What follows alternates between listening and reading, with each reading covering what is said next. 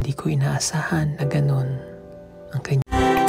Sayang, pagkakataon mo na sana Clarice, ngunit hindi na naagapan ni na Sir Paul. Jan Stock Vlog muling nagbabalik upang magbigay mixing reaction video. Panoorin po ang kabuuan sa vlog ni Sir Paul Pugong Biyahero at pasubscribe na din ang kanyang channel syempre.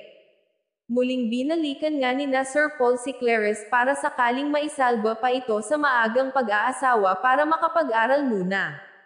Bago magharap ang magkabilang panig, kinausap muna ni Sir Paul si Clarice at sobrang nalungkot at nadismaya ito sa naging sagot o desisyon ng naturang bata na mas pinili ng mag-asawa dahil din siguro nagsama na pala sila kaya wala na itong magagawa.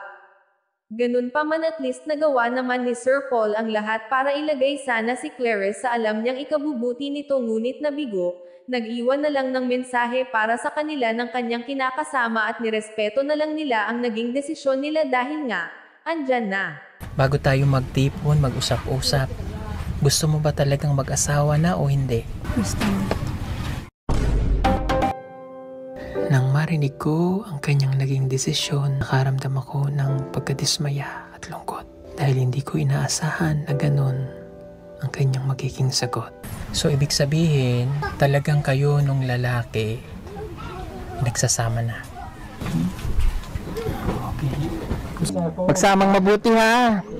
Okay, o palakpakan natin bagong kasal. Ano, wala na tayong magagawa eh. O, di ba? O, magsama na lang kayong mabuti ha.